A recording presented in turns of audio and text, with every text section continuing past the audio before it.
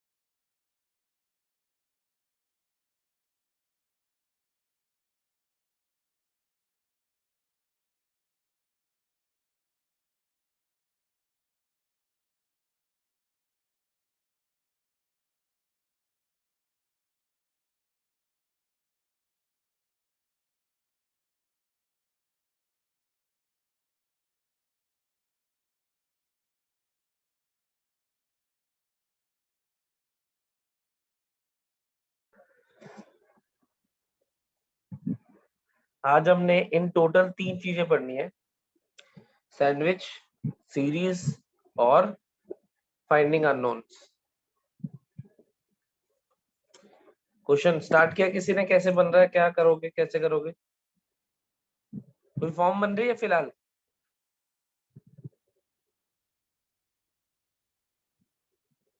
Log अभी तो क्या है, इनपुट सिर्फ एक सिंगल सिंगल यूनिट लिखी हुई है, इसको मैं क्या लिख सकता हूँ, log 10 square x 2x sorry upon log 10 square x। Base ये ले लेता हूँ, कौन सी ये प्रॉपर्टी वैसे लगाई नहीं लॉग होगा, की? log a to power b को log e to power b upon log e to power a होता था। ये बेस चेंजिंग प्रॉपर्टी, ऊपर वाला ऊपर नीचे वाला नीचे। हाँ, इससे आंसर आ रहा है, बताता हूँ एक सेकंड। सही है, बढ़िया है। अब देखो अगर ध्यान से तो इन्फिनिटी बाय इन्फिनिटी फॉर्म बनी है, x टेंडिंग टू 0 है, x जब 0 को टेंड करेगा तो log 0 को टेंड करता है, बनाता है इन्फिनिटी, तो ये आएगा इन्फिनिटी, ये भी इन्फिनिटी फॉर्म कौन सी बनेगी, इन्फिनिटी बाय इन्फिनिटी। अब इन्फिनिटी बाय इन्फिनिटी फॉर्म आ गई तो तुम फॉर्मुलेस भी लगा सकते हो और एल हॉपिटल भी लगा सकते हो। तो इसमें क्या लगाते हैं, एल हॉपिटल लगाते हैं मान लो।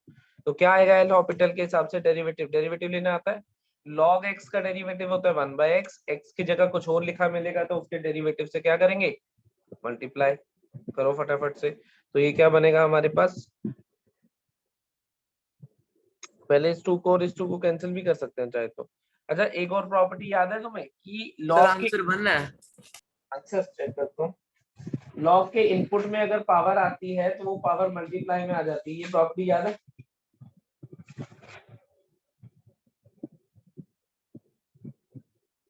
यस सर, आगे आ जाएगा ये टू लूप आंसर में। मान है, बिल्कुल सही है। इसको आगे भी ला सकते हो, सीधे भी, अगर मान लो सीधे लगाना चाहूँ एल ऑर्बिटल तो आएगा 10 स्क्वायर 2x, ध्यान से देखना, 1 अपॉन लॉग समथिंग का डेरिवेटिव 1 बाय समथिंग इनटू इस समथिंग के डेरिवेटिव से मल्टीप्लाई, क्या आएगा 2 10 2x इंटू 10x का derivative second square 2x into एक और 2 आएगा क्योंकि 2x का डेरिवेटिव, देखना डेरिवेटिव लेना आता है ये, सुनो, ये आएगा 1 by 10 square x, 10 square x का डेरिवेटिव टू टेन एक्स और फिर टेन एक्स का डेरिवेटिव सीकेंड स्क्वायर एक्स। तो अगर इसको सिंप्लीफाई करूं तो ये बनता है, ऊपर चल जाएगा टेन स्क्वायर एक्स इंटू 4 आ जाएगा, ये 2 और ये 2 मल्टीप्लाई होके ten 2x into सीकेंड square x upon नीचे ये आएगा टेन स्क्वायर 2x इंटू 2 आ जाएगा बाहर ये वाला ten x into सीकेंड square x. अब ध्यान से देखना, ये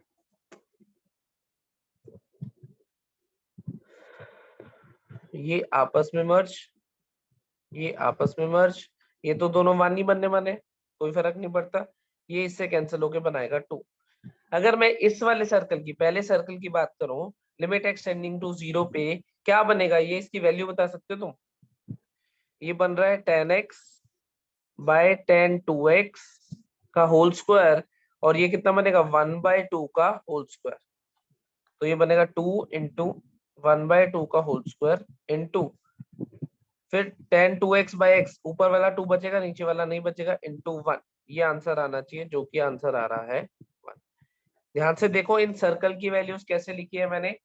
10 जैसे ये था 10 2x बाय 10x, तो मैं कैसे लिख रहा हूं इसको, 10 2x से मल्टीप्लाई 2x से डिवाइड 10 x से मल्टीप्लाई x से डिवाइड, ये कितना बन जाता है 1, ये कितना बन जाता है 1, x से x शहीद, कितना आंसर आया 2। इसको सीधे भी लिख सकते हो कि 10x की जगह क्या लिख सकता था मैं, x लिख सकता था, तो सीधे आया 2। तो इस हिसाब से इसका आंसर 2 लिखा है, ऐसे इसका 1/2 का स्क्वायर। देखो अगर कोई डाउट हो किसी स्टेप पे तो बताओ। आदित्य ऐसे ही करा था? यस सर, पर मैंने उसको पहले खोल लिया था, जैसे आपने वो सीधा खोल लिया ना। मैंने जैसे 10 स्क्वायर 2x है तो 2 10 के आगे आके। हाँ हाँ, ये मैंने अभी तुम्हें स्टार्टिंग में भी बोला था वो 2 तुम, लेकिन ये थोड़ा सा मुश्किल होता है इसलिए मैंने इससे करके दिखाया तुम्हें। Yes sir.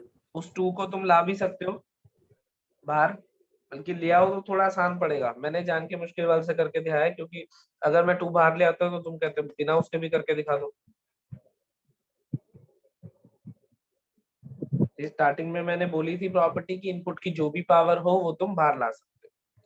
कोई डाउट हो किसी को तो पूछ सकते हो, वरना मैं टॉपिक स्टार्ट करता हूँ।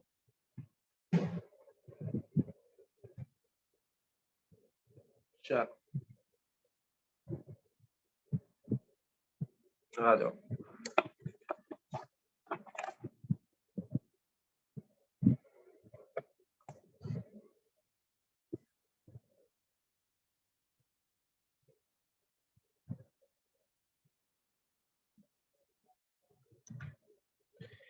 हाँ भाई, सैंडविच है मेन्यू में आज, और सीरीज है फाइंडिंग अननोन है। पहले क्या खाओगे, सैंडविच खाओगे पहले?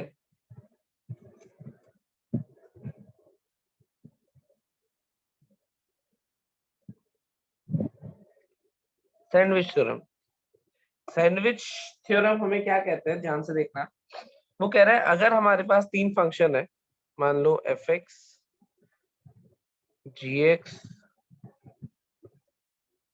एच एक्स, या थोड़ा सा और प्रिसाइसली लिखे अलग से, एफ एक्स यहाँ पे ले लेते हैं, जी एक्स यहाँ पे ले लेते हैं, एच एक्स क्योंकि हम एफ एक्स की लिमिट निकालते हैं। अगर कोई 3 फंक्शन है सच दैट एक फंक्शन हमेशा किन्हीं गिवन 2 फंक्शंस के बीच में रहता है, तो एक सैंडविच बन गया ना। सैंडविच खाया ना तुमने, क्या होता है ऊपर नीचे ब्रेड होती है, अंदर स्टफिंग होती है, तो ये फंक्शन सैंडविच हो गया इन दोनों के बीच में, मतलब फंस गया इन दोनों के बीच में। इनका ग्राफ अगर देखो तो कुछ ऐसा दिखेगा कि ऊपर एक फंक्शन होगा मान लो जी एक्स, बीच में एक फंक्शन होगा मान लो एफ एक्स, और नीचे एक फंक्शन कुछ ऐसा होगा मान लो एच एक्स। तो हम ये कहना चाह रहे हैं कि जी ऊपर होगा एच एक्स क्योंकि एच एक्स सबसे बड़ा है, फिर एफ एक्स और ये जी एक्स। तो हम क्या कहना चाह रहे हैं कि एफ एक्स जो है जो भी वैल्यू लेगा वो जी एक्स और एच एक्स के बीच में लेगा, मतलब जी एक्स और एच एक्स के बीच में लेगा। अब हमसे जो क्वेश्चन पूछा जाएगा वो ये पूछा जाएगा कि limit x tending to a f x बता दो, limit x tending to a f x बता दो। अब अगर तो हम सीधे इसको इवेल्युएट कर सकते हैं, बहुत ही अच्छी बात है, लेकिन अगर सीधे नहीं कर सकते तो हम क्या करते हैं, इस gx और इस hx की वैल्यू निकालते हैं, इस gx और hx की वैल्यू निकालते हैं। और ये थ्योरम क्या कहता है, if limit x tending to a gx बराबर आ गई limit x tending to a hx के, तो दिस इंप्लाइज, मान लो ये आ गई लिमिट l, दिस इंप्लाइज कि limit x tending to a fx भी हमारे पास l होगी अगर gx और hx ने, क्यों, fx को तो इन दोनों के बीच में ही रहना है। अगर कभी ऐसा हुआ ग्राफिकली, अगर कभी ऐसा हुआ कि ये जो वैल्यू है, hx ने जो वैल्यू ली और gx ने जो वैल्यू ली, वो x इक्वल्स टू a पे दोनों ने ले ली सेम, क्या कहा उसने, अगर gx और hx ने सेम वैल्यू ले ली, gx और hx ने, अब fx का क्या काम था, fx का काम था इन दोनों के बीच में रहना। अब fx यहाँ से कहीं से भी आ रहा होगा, सोचो इस पॉइंट से पास जरूर करेगा, ये सुनो, क्योंकि fx को इनके बीच में रहना है, तो fx यहाँ कहीं से, मान लो ऊपर से आ रहा है, कहीं से भी आ रहा है, तो इस पॉइंट से जरूर पास करके जाएगा, ये सुनो। सर एफएक्स इनका एग्जैक्ट मिड है या राउंड एग्जैक्ट ऑफ? नहीं, ये तुझे एग्जैक्ट मिड दिख रहा है, बताइए। पूछ रहा हूँ सर मैं। ना ना ना, कहीं भी हो सकता है, रैंडमली रैंडमली कहीं भी बीच में, ये पता है हमें कि इनके बीच में है कहीं। एग्जैक्ट मिड का कोई लेना देना नहीं है, देखो मैंने जान के एग्जांपल ऐसे ही बनाया, ऊपर ज्यादा जगह है नीचे कम है, तो एग्जैक्ट मिड नहीं है। लेकिन अगर hx और gx बराबर हो गए तो fx को भी वही वैल्यू लेनी पड़ेगी, मानते हो इस बात को, ये सुनो।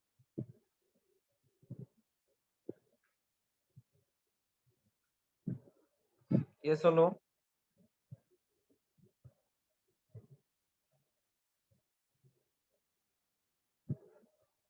अरे कोई है, यस सर। आलसी लोगों, बोलते क्यों नहीं हो, समझ आ गया तुम्हें, ये सुनो। Aditya, yes sir. Aditya, yes sir, बोला तो फिर मैंने, बोल क्यों नहीं रहा है आलसी, नमन बोला था। यस बोला सर। था, तो तू क्यों नहीं बोल रहा है, नमन तो बहुत बोलता है फिर नहीं बोल रहा, निमिष यस सर। आलसी इंसान बोलता क्यों नहीं है, Sanya, yes sir. Vastik, yes sir, आगे समझ। वैभव, वैभव, वैभव, पकड़ा गया क्या, सो रहा था। सो रहा होगा या चैट बॉक्स में लिख रहा होगा, लैपटॉप से आता है तो चैट बॉक्स में लिखता है, दोनों में से एक काम तो हो रहा है। तो हमने क्या कहा, अगर कोई फंक्शन fx है जो gx और hx के बीच में रहेगा हमेशा, हमें x पे लिमिट नहीं निकालनी आती, fx की लिमिट नहीं निकालनी आती, तो सैंडविच प्रिंसिपल हमें क्या कहता है कि gx और hx की निकाल लो, gx और hx की अगर सेम वैल्यू आ गई, gx और hx ने सेम वैल्यू ले ली, तो fx भी वही वैल्यू लेगा।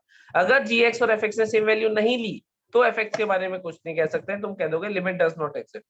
लेकिन अगर gx और hx ने सेम वैल्यू ली तो fx को इसी पॉइंट से जाना पड़ेगा, ये मजबूरी है। अगर सेम वैल्यू नहीं ली तो fx कहीं से भी जा सकता है, घूमता रहेगा बीच में, तब हम fx की वैल्यू नहीं बता पाएंगे।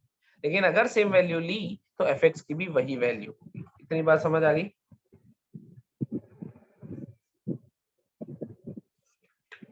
फिर नहीं बोल रहे? Yes sir. आ गई सर, समझ आ गई बात। नहीं, वो तो आ गई, बोलना भी होता है क्लास में साथ साथ, ये समझ आ गई बात? Okay sir. ये ज्यादा जरूरी है तुम्हारे लिए। चल अब मैं इसमें तुम्हें क्वेश्चन दिखाता हूँ।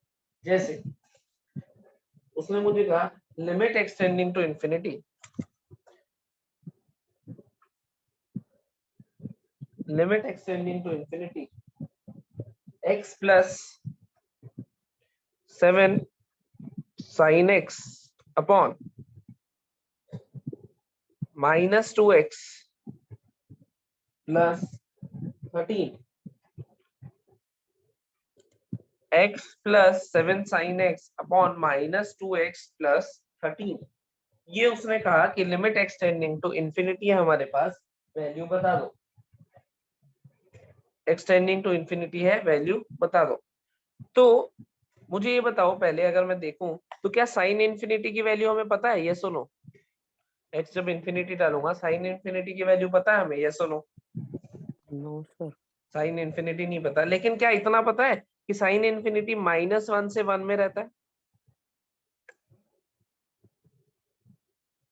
साइन इन्फिनिटी हमारे पास -1 से 1 में रहता है, ये तो हमें पता है। Yes sir. सही है। तो अब हम क्या करते हैं, हम ये कह देते हैं कि एक बार साइन एक्स की वैल्यू डाल देते हैं -1, एक बार डाल देते हैं 1, एक बार इसकी मिनिमम वैल्यू डाल दी, एक बार इसकी मैक्सिमम वैल्यू डाल दी। क्या बनेगा ये? एक बार बनेगा x -7 अपॉन -2x + 13, और एक बार बनेगा x + 7 अपॉन -2x + 13। ये जो फंक्शन है ये इन दोनों के बीच में ही रहेगा, यस और नो?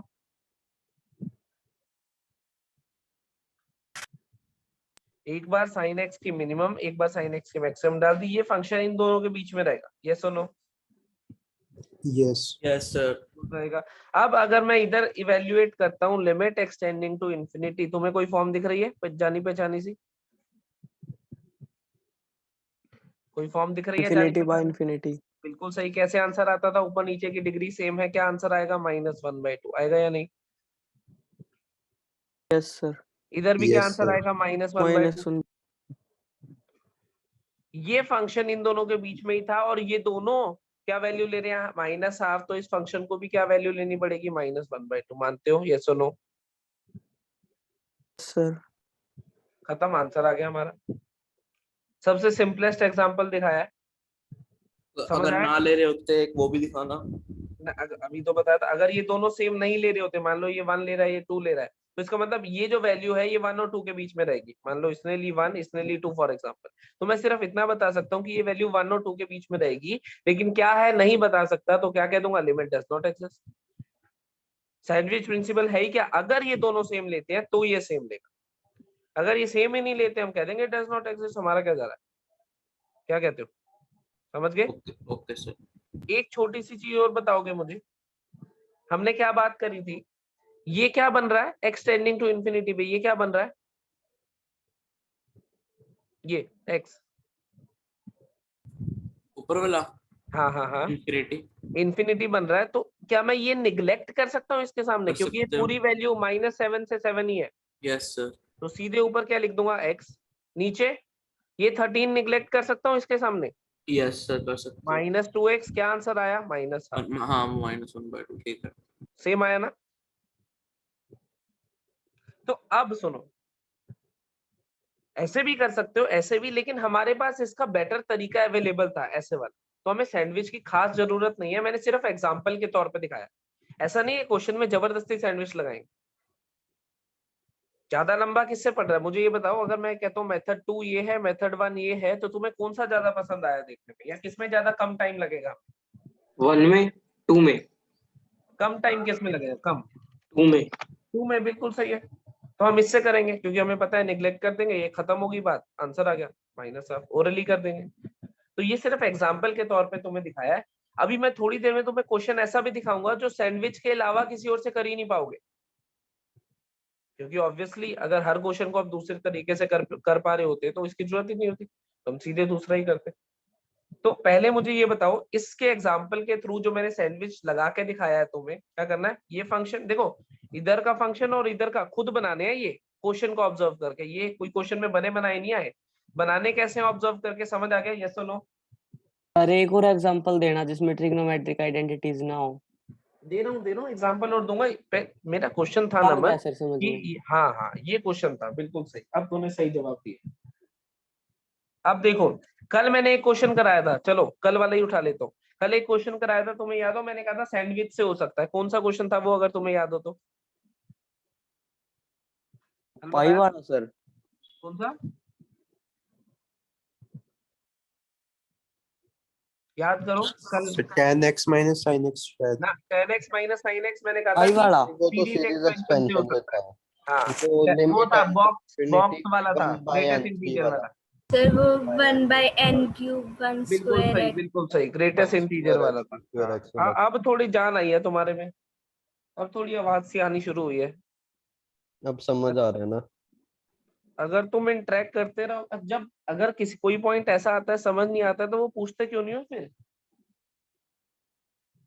जब फीस दी है तो फीस वसूलोगे भी तो सही। पीछे कोई पॉइंट था वैभव जो समझ नहीं आया तो बता दे, मैं समझा दूंगा दोबारा। नहीं आ गया समझ। ठीक है फिर ठीक है। ये ऐसा था, एन क्यूब वाला था, ये एन स्क्वायर वाला लिया, सेम पैटर्न पे है। ऐसा था क्वेश्चन कल हमने किया था। एक तरीका इसका कल देखा था, क्या था कि बॉक्स एक्स को एक्स माइनस फ्रैक्शनल पार्ट लिख लो, एक्स वाले एक तरफ फ्रैक्शनल पार्ट वाले एक तरफ, याद आ गया। अब इसका मैं दूसरा तरीका करने वाला हूँ आज, सैंडविच। सैंडविच देखो, मुझे ये बताओ बॉक्स एक्स जो है वो x और x माइनस 1 के बीच में रहता है हमेशा, यस और नो? बॉक्स एक्स की डेफिनेशन के हिसाब से बताओ। बॉक्स एक्स x के बराबर हो जाएगा जब इंटीजर हो, वैसे x माइनस 1 से बड़ा रहेगा। मान लो मैंने तुम्हें कहा 2.3 का बॉक्स, कितना होता है 2.3 का बॉक्स? 2। बिल्कुल सही, 2। तो हम कह रहे हैं कि जो बॉक्स की वैल्यू आएगी, मतलब 2 जो है वो 2.3 और इसमें से एक कम कर दो 1.3 के बीच में रहेगी, रहेगी या नहीं? हमेशा हो सकता है कि ये और ये बराबर हो जाए जब मैं इंटीजर पे पहुंच जाऊं, लेकिन इन दोनों के बीच में रहेगी, x और x माइनस 1 के रहेगी, यस और नो? ये समझ आ गया भाई? Yes sir. Yes sir. सही है। अब 2x का बॉक्स किसके, 2x और 2x माइनस 1 के बीच में रहेगा। ऐसे ही 3x का बॉक्स 3x और 3x माइनस 1 के बीच में रहेगा। थोड़ी देर के लिए इस इक्वालिटी को भूल भी जाओ या दोनों साइड भी लगा लो, कोई दिक्कत नहीं है। वैसे टेक्निकली मैं राइट रहा हूं इसलिए ऐसे लिख रहा हूं, हमें इधर और उधर के फंक्शन से मतलब है। nx का जो बॉक्स है वो nx और nx माइनस 1 के बीच में रहेगा। ये सारी जितनी चीजें लिखी है समझ आ गई? सब में एक ही चीज लगाई है, सेम, यस और नो? Yes, sir. अब मैं इन सबको वर्टिकली ऐड करता हूँ, ऐड सर करूंगा इसमें सब। इक्वल्स टू तो मैटर नहीं करता, लगाओ या कोई ना मैटर लगाओ। नहीं करता, कोई मैटर नहीं करता, लेकिन लगाना चाहिए। जब टेक्निकली दोनों बराबर भी हो सकते हैं तो लगाना चाहिए, लेकिन इस क्वेश्चन के हिसाब से कोई मैटर नहीं करता। अभी देख सॉल्व करूंगा ना, तुझे दिख जाएगा खुद ही कोई वैल्यू। अब मैं इधर ऐड कर रहा हूँ, मुझे बताओ पहले right hand side, 1 plus 2 plus 3 plus dot dot dot N किसके बराबर होता है? 1 plus 2 plus 3 dot dot dot N किसके बराबर होता है? It is n n into n plus 1/2, पढ़ा होगा तुमने। Yes sir. तो इधर जो बनेगा वो बनेगा n into n plus 1/2 into x, x तो कॉमन आ जाएगा। सही लिखा है राइट हैंड साइड, कोई डाउट? लेफ्ट हैंड साइड में 1 2 3 बनेगा n into n plus 1/2 into x minus 1 1 1 1। कितनी बार आएगा ये 1? n times. n टाइम्स, तो n लिख देता हूँ। और बीच में बनेगा सारे जो बॉक्स बन रहे थे उनका सम। सही लिखा है ये? लेकिन हमें क्या चाहिए, एक नीचे n स्क्वायर भी चाहिए, तो मैं n स्क्वायर से डिवाइड कर लेता हूँ। डिवाइडिंग बाय n स्क्वायर क्या बनेगा? n into n plus 1/2 into x by n square. नीचे क्या आ गया? n square. अंदर क्या बन गया? इधर fx बन गया। और इधर क्या बन गया? n into n plus 1 x by 2n square. क्या ये स्टेप समझ आया? मैंने क्या कर लिया इस वाले स्टेप में, डिवाइडिंग बाय n स्क्वायर से डिवाइड कर लिया सभी को, तो कुछ ऐसा बना। अब देखो बीच में बिल्कुल fx बन गया, बॉक्स का सम बाय n स्क्वायर, इसलिए fx लिख दिया। अब अगर मैं बात कर रहा हूँ limit n tending to infinity, जरा इसको देख के बताओ, limit n tending to infinity, n की हाईएस्ट पावर क्या है ऊपर? N square 2 n power square. n. नीचे भी 2 ऊपर भी 2, तो आंसर क्या आएगा? Leading coefficient bye leading coefficient. Same इधर ऊपर भी 2 है नीचे भी 2 है, आंसर क्या आएगा? Leading coefficient bye leading coefficient. कोई इसमें लीडिंग कोएफिशिएंट यहाँ से आंसर आ रहा है, लीडिंग कोएफिशिएंट कौन है? x, नीचे कौन है? 2, इधर भी x 2, तो ये भी क्या वैल्यू लेगा? x बाय, दोनों ने सेम ली तो ये भी क्या लेगा? सेम लेगा। इक्वालिटी का कोई फर्क नहीं पड़ा, हो या नहीं हो कोई फर्क नहीं। यहाँ कैसे लगा दी मैंने? यहाँ पे तो नहीं आएगी ना, टेक्निकली यहाँ पे आएगी, यहाँ नहीं आएगी, लेकिन अगर तुम दोनों जगह ले लो या दोनों जगह नहीं भी लो, इस क्वेश्चन के हिसाब से कोई फर्क नहीं पड़ता। मुझे तो राइट और लेफ्ट का फंक्शन देखना बस। और राइट और लेफ्ट का फंक्शन कैसे कहते हैं? बॉक्स एक्स, एक्स और माइनस एक्स के बीच में रहता है, इधर वाला और इधर वाला फंक्शन बना लिया, जो कि हमारे पास रैशनल फंक्शन बना एन में। ऊपर और नीचे की डिग्री सेम थी, leading coefficient bye leading coefficient से दोनों साइड का आंसर निकाला, दोनों साइड का आंसर आया सेम, तो ये भी क्या वैल्यू लेगा? वही वैल्यू लेगा। कोई डाउट हो तो पूछ सकते हो।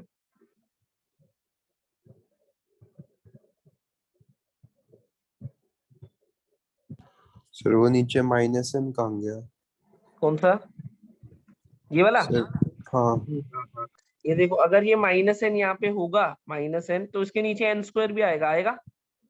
तो माइनस एन, अगर यहाँ पे जब एन स्क्वायर से मैंने डिवाइड कराया सबको, तो यहाँ पे minus n upon n square आएगा। Minus n upon n square क्या बनता है? माइनस वन बाय एन बनता है। Minus n upon n square क्या बनेगा? माइनस वन बाय एन बनेगा। Yes sir. और एन टेंडिंग टू इन्फिनिटी पे इसको क्या बन जाना है? 0 बन जाना है। हाँ, लिखना जरूरी था यहाँ पे, मैं भूल गया, लेकिन एक्चुअल में इसको क्या बन जाना है? 0 बन जाना है, तो इसलिए हट जाएगा वो। ये आंसर ये दोनों ही आए। देखो बाकी लोग सो रहे हैं, वो माइनस एन पे ध्यान ही नहीं दिया उन्होंने। अब कह देंगे कि नहीं जाग रहे थे, सही हमें तो बात पता है, था सही 0 बात बनना है। है। ये माइनस एन भी आएगा यहाँ पे, लेकिन ऊपर की हाईएस्ट पावर 2 ही है, नीचे की 2 ही है, तो हमें 2 वाली पावर से मतलब है, 1 वाली पावर से कोई मतलब नहीं है। बताओ कंसेप्ट समझ आया? तभी तो हमने बोला नहीं माइनस एन आएगा। हाँ मेरे को पता था यही कहोगे, मैं तो पहले ही कह चुका हूँ। कंसेप्ट समझ आया? आ गया सर। सही है। अब अगर इस टाइप का क्वेश्चन आता है, लिमिट एक्सटेंडिंग टू इन्फिनिटी, देखो कल हमने इसका एक तरीका देखा था, लिमिट एक्सटेंडिंग टू इन्फिनिटी। कल हमने इसका क्या तरीका देखा था? x का बॉक्स, 2x का box, dot dot dot n x का बॉक्स बाय एन स्क्वायर। कल वाला तरीका कोई एक्सप्लेन कर सकता है, क्या देखा था? Sir box of x is equals to box of x minus वो इंटीजर एक्स, वो दूसरी ब्रैकेट वाला एक्स। हाँ, box of x equals to x minus, box x नहीं, box of x equals to x minus fractional part of x। अब देखो तीसरा method बताने वाला हूं मैं इसका। 2 बता चुका हूँ, दोनों समझ आ गए? पहले ये बताओ। एक मैं ये यूज करा था कल, एक आज करा है हमने सैंडविच से, दोनों समझ आ गए? तो ही मैं तीसरा यस बताऊं। सर। अब तीसरा मेथड सुनो।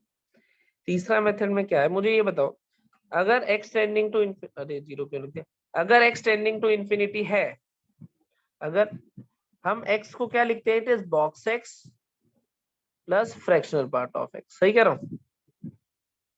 Box x plus fractional part of x। अगर x इन्फिनिटी को टेंड कर रहा है, सोच के बताना, अगर x इन्फिनिटी को टेंड कर रहा है तो इसकी क्या वैल्यू होगी? Box x plus fractional part of x। अगर x इन्फिनिटी को टेंड कर रहा है तो इसकी वैल्यू क्या होगी? इन्फिनिटी। इन्फिनिटी, बिल्कुल सही। और इसकी वैल्यू क्या होनी है? निगलेक्ट नहीं हो जाएगा उसके कंपैरिजन निगलेक्ट हो में? जाएगा, बिल्कुल सही। अब देखो इसकी वैल्यू क्या है, इसकी वैल्यू क्या है, और ये है 0 से 1 में, तो मैं ये कह दूं कि इसको निगलेक्ट कर सकता हूं क्योंकि ये दोनों तो इन्फिनिटी है। बोलो, limit x tending to yes sir. Infinity, ये भी इन्फिनिटी बनेगा, बहुत बड़ा इंटीजर बनेगा इंटीजर, ये भी इन्फिनिटी बनेगा। तो ये बेचारा 0 से 1 में बैठा है, तो इन्फिनिटी के सामने इसकी तो कोई औकात है नहीं, मानते हो? बोलो। Yes sir. Yes sir. Example देता हूं, मैंने तुम्हें कहा कि भाई 5 6 7 8 0 0 0 2 3 1 5 6.9 मान लो, ये 1 1 2 1 इतना बड़ा नंबर है 0.9, तो मैं कह रहा हूँ इसको ऐसे लिख लो, क्योंकि यही तो इसका फ्रैक्शनल पार्ट था। जब इसका बॉक्स लोगे तो ये बनेगा या नहीं? वैसे ये नंबर इतना है, बहुत बड़ा नंबर, जब इसका बॉक्स लिया तो ये हट जाएगा, ऐसा बनेगा। यस और no? Yes yes sir. Sir. मैं कह दूं कि जब मैं limit n x tending to infinity पे ही बात कर रहा हूं तो एक्स लिखो या फिर बॉक्स एक्स लिखो, दोनों सेम है, मानो। बताओ। ठीक है। तो मैं बॉक्स के पंगे में पड़ता ही नहीं हूँ limit n tending to infinity पे। बॉक्स का क्या मतलब, हम सीधे ऐसे लिख सकते हैं x 2x n x by n square, क्या बनेगा? n into n plus 1 by 2 into x by n square. कितना आंसर आ गया? x बाय 2, क्या कहते हो? यही आया था आंसर अभी। Yes sir. तो हमने क्या कहा, अगर एक्स टेंडिंग टू इन्फिनिटी पे बात कर रहे हो तो बॉक्स एक्स लिखो या फिर एक्स लिखो, कोई फर्क नहीं पड़ रहा, क्योंकि इन्फिनिटी पे 0.9 साथ लगा हो या नहीं लगा हो, ये तो निगलेक्ट ही हो जाना है इन्फिनिटी के सामने। अब इस नंबर को, ये वाला नंबर प्लस ये पूरा नंबर, इस वाले नंबर को ये प्लस 0.9 लिख दो, मान लो बॉक्स प्लस फ्रैक्शनल पार्ट, तो ये तो निगलेक्ट ही हो जाना है ना। तो सीधे हमने कहा कि भाई बॉक्स एक्स जहां भी तुम्हें एक्सटेंडिंग टू इन्फिनिटी पे दिखे, तो अगर तुम उसे एक्स लिख के भी काम चला लोगे तो कोई दिक्कत नहीं आएगी। X plus 2x dot dot dot n x आया, नीचे एन स्क्वायर, आंसर लिख दिया सीधे। और यही राइट हैंड साइड में फंक्शन भी बना था, तुम्हें याद हो तो? क्या कहते हो? यही राइट हैंड साइड में फंक्शन भी बना था जब पीछे Yes, सैंडविच sir. से करना था, वो सेम है। अब कोई डाउट पूछना चाहते हो पूछ लो फटाफट। सर इसको एक रिजल्ट की तरह भी यूज कर सकते हैं, अगर बॉक्स एक्स इंफिनिटी को टेंड करता है तो उसको मैक्स लिख सकते हैं।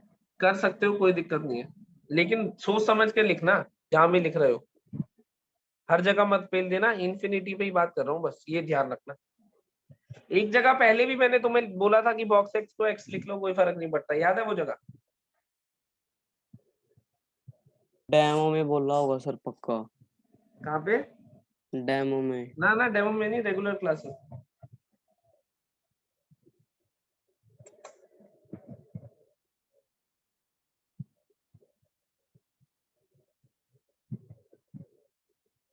है कोई जिसको याद हो?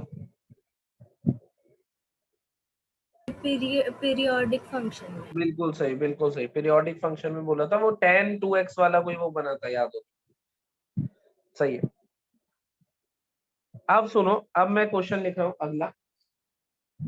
अब इसके तो हमने 3 तरीके देख लिए, सैंडविच से भी कर लिया, अलग अलग करके भी कर लिया, और वैसे भी कर लिया। कल एक करा था, 2 आज करे। अब अगला क्वेश्चन देखना, limit n tending to infinity, limit n tending to infinity. 1/1 plus n square plus 2/2 plus n square plus dot dot dot n/n plus n square.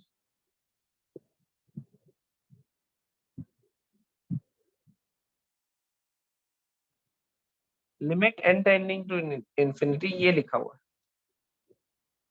इसको वो ऐसे भी लिख के दे सकता है, sigma r/r plus n square r 1 से लेके n तक, limit n tending to infinity. दोनों सेम है, ऐसे लिखो या ऐसे, वो ऐसे भी दे सकता है, ऐसे भी, इसलिए मैंने दोनों फॉर्म दिखाई है। ये वो क्वेश्चन है जो मैं बात कर रहा था कि सिर्फ और सिर्फ सैंडविच से हो सकता है पहले, क्योंकि अभी तक सैंडविच के अलावा तुम सब पढ़ चुके हो। कोई और तरीका तुम्हारे दिमाग में आ रहा है इसको करने का? अब तो मैंने बोल दिया, वैसे ही नहीं आएगा। देख के बताओ।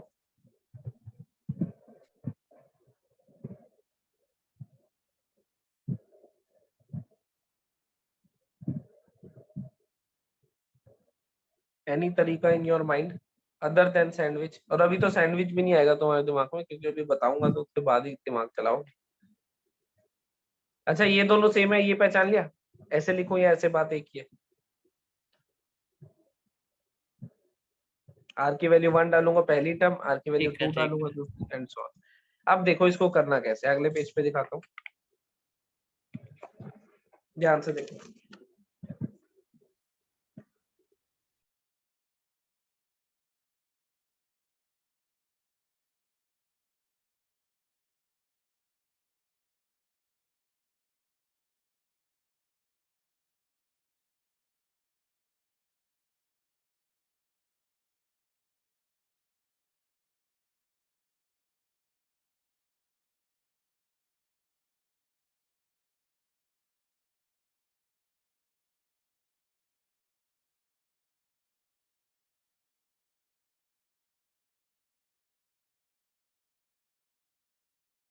कहाँ गए सर?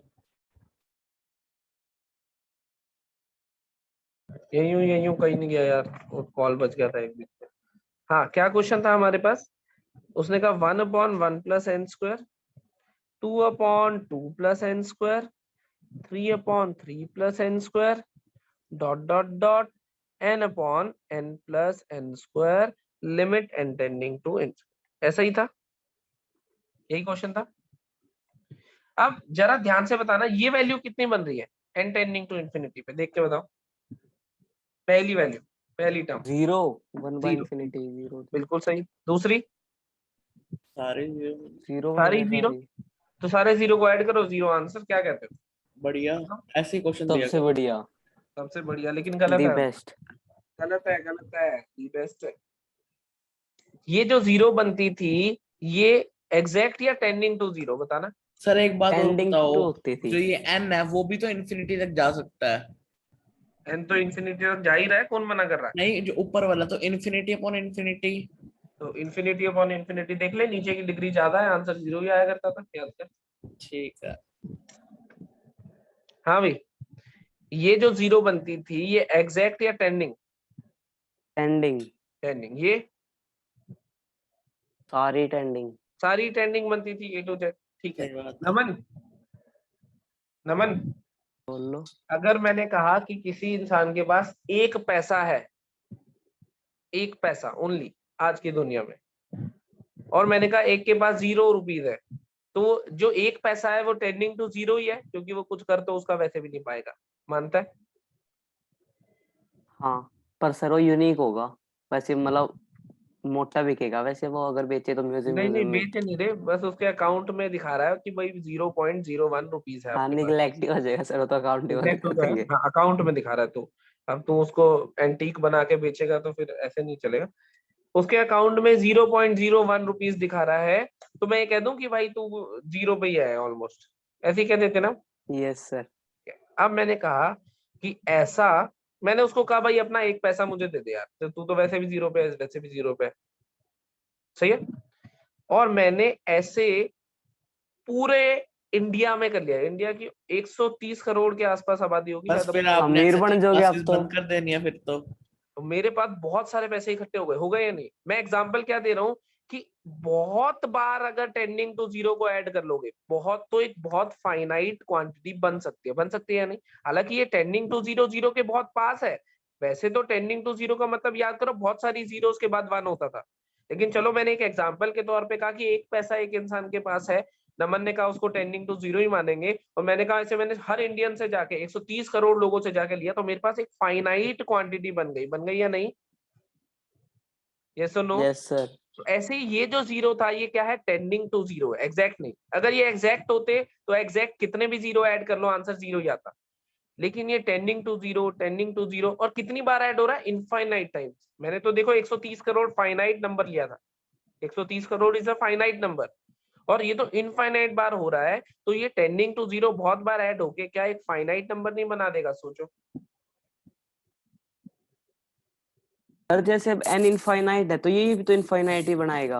हाँ, इनफाइनाइट जीरोस बनाएगा, तो infinite, sorry, infinite tending two zeros बनाएगा, तो टेंडिंग टू जीरो इनफाइनाइट बाद ऐड होके भी जीरो रहेगा क्या? तुम्हें ऐसा लग रहा है? नहीं, एक या बहुत कोई बड़ा और नंबर नंबर बन बनेगा। जाएगा?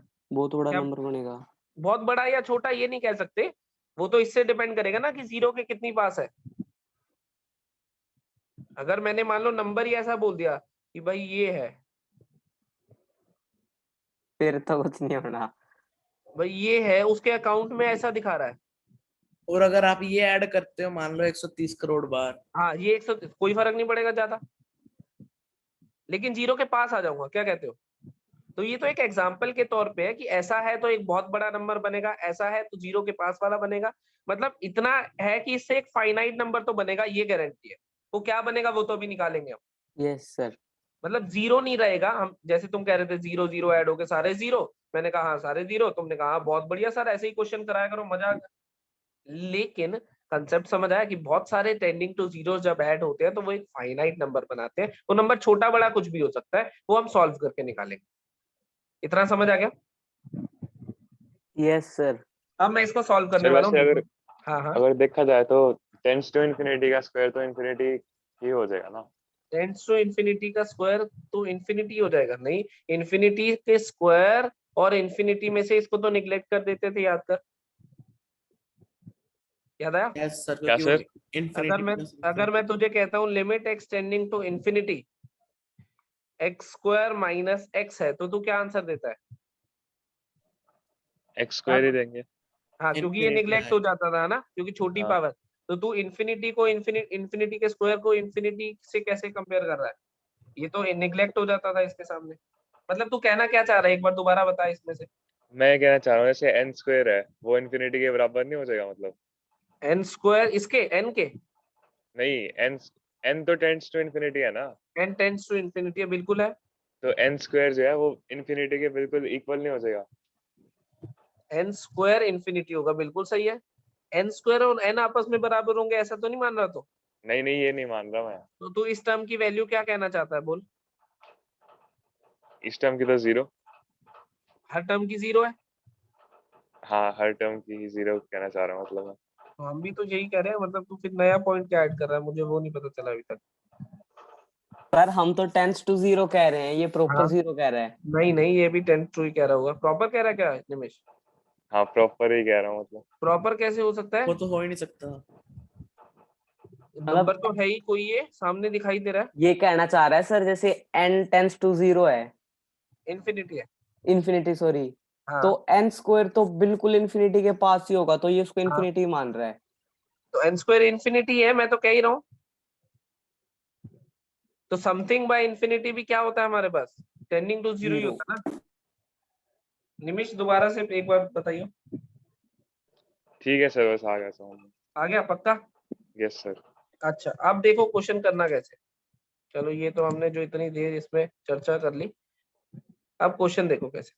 मुझे ये बताना एक छोटी सी चीज, इसमें डिनोमिनेटर वेरी कर रहा है, कर रहा है। डिनोमिनेटर की मिनिमम वैल्यू है ये, और मैक्सिमम वैल्यू है ये।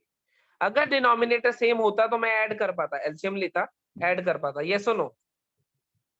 न्यूमिनेटर वेरी करने में हमें कोई दिक्कत नहीं है, लेकिन डिनोमिनेटर अगर सेम हो जाए इनका, मान लो सबके नीचे 5 लिख दिया, तो ऐड कर पाओगे, ये सुनो?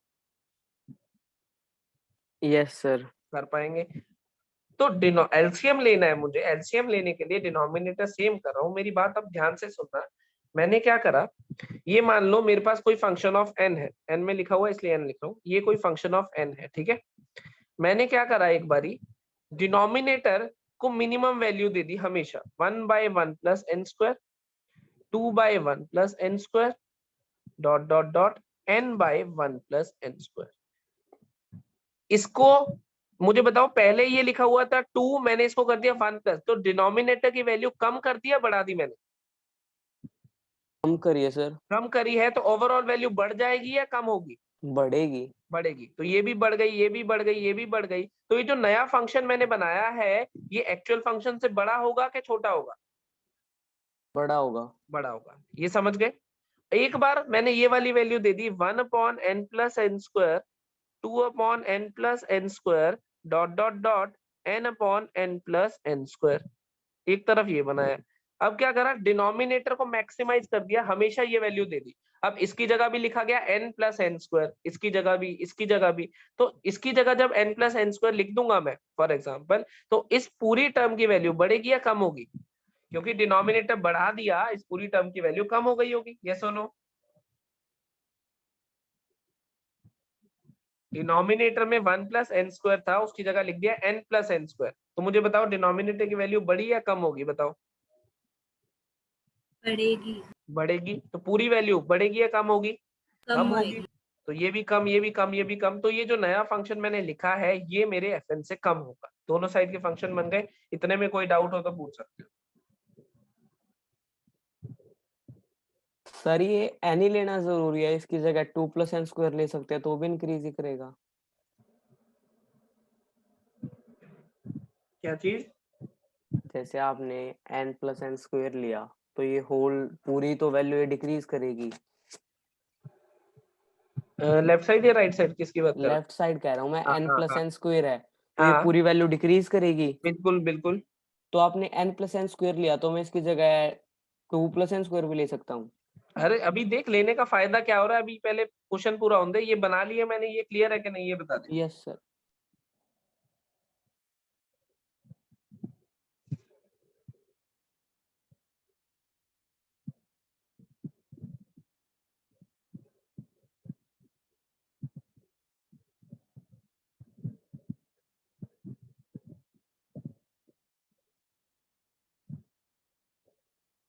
दोनों साइड का फंक्शन क्लियर है? अब ध्यान से देखना, अब ध्यान से देखना, क्या मैं यहाँ पे एलसीएम ले सकता हूँ? Right hand side 1 plus n square, ऊपर बनेगा 1 plus 2 plus dot dot dot n. तो 1 + 2 + 3 ... n का सम क्या होता है? n × n + 1/2। और नीचे 1 + n² लिखा ही हुआ है। बताओगे ऊपर और नीचे की degree? Limit n tending to infinity चल रहा था, ऊपर और नीचे की डिग्री, 2 ऊपर और नीचे की डिग्री सेम है, तो आंसर क्या आएगा? Leading coefficient bye leading coefficient. क्या आंसर आना चाहिए यहाँ पे? फटाफट से बोलो। x/2 1/2 x कहीं है भी 1/2 सही? सॉरी x है ही नहीं। ये पिछले क्वेश्चन में ही अटका हुआ है अभी तक भाई। इधर फिर से 1 + 2 ... n/n + n²। क्या बना मेरे पास? n × n + 1/2 और नीचे आया n + n²। ऊपर की डिग्री और नीचे की डिग्री फिर से सेम है। क्या आंसर बनेगा? 1/2 1/2। अगर लेफ्ट से और राइट से दोनों से सेम फंक्शन ने वैल्यू ली है तो इसको भी क्या वैल्यू लेनी पड़ेगी? आंसर 1/2 देखो, इनफाइनाइट जीरोस ऐड होके फाइनाइट नंबर बना रही, टेंडिंग टू 0 थी इसलिए। क्वेश्चन में कोई डाउट, कोई समस्या? अब एक नमन ने क्वेश्चन पूछा था कि अगर मैं 2/n² ले लेता हूँ सब में, है ना? Yes sir. अगर तू 2/n² ले लेता है तो इसके रिस्पेक्ट में तूने डिनोमिनेटर बढ़ा दिया। हाँ जी। तो मतलब ये वैल्यू एक्चुअल में कम हो गई, यस सर। और इसके लिए डिनोमिनेटर कम कर दिया, ये वैल्यू एक्चुअल में बढ़ गई। तो कोई कम हो रही है, कोई बढ़ गई है, तो ओवरऑल पैटर्न नहीं दिखाई देगा ना। इसलिए हम Yes, क्या sir. करते हैं, जो भी डिनोमिनेटर्स है एक बार उसकी मिनिमम दे दो सबको, एक बार उसकी मैक्सिमम दे दो। जब तुमने डिनोमिनेटर मैक्सिमाइज कर दिया तो वैल्यू कम हो गई होगी, जब डिनोमिनेटर मिनिमाइज कर दिया तो वैल्यू बढ़ गई होगी। दोनों साइड के फंक्शन मिल गए, fn इन दोनों के बीच में ही रहेगा क्योंकि उसमें तो वेरिएबल है। इधर से वैल्यू निकाल लो, इधर से, दोनों से अगर सेम आ जाती है तुम कह दोगे ये भी यही वैल्यू लेगा। ये क्वेश्चन इकलौता ऐसा टाइप का क्वेश्चन है जो कि सिर्फ सैंडविच से हो सकता है। ध्यान से देखो, इसका और कोई तरीका पॉसिबल नहीं है। वैसे हम देखने में 0 0 0 0 कह दें, लेकिन 0 0 बहुत सारे ऐड होके क्या बनाते हैं हमारे पास, ये देखा था हमने, फाइनाइट नंबर बनाते हैं। समझ आया? तो इस क्वेश्चन पे स्टार लगा लेना, अच्छे से सॉल्व करके देख लेना इसको। कोई डाउट हो तो पूछ सकते हो। No sir. समझ गए सब? नोट कर दो इसको फटाफट से।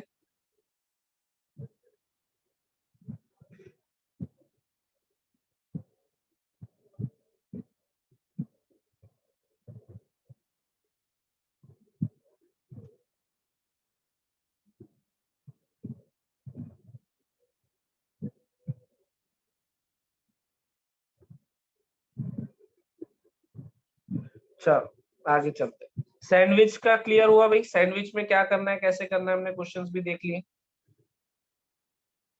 मेनली इस क्वेश्चन को हमेशा याद रखना, इस टाइप के क्वेश्चन को, जब डिनोमिनेटर वेरिएबल चल रहा हो तो एक बार डिनोमिनेटर की मिनिमम, एक बार मैक्सिमम।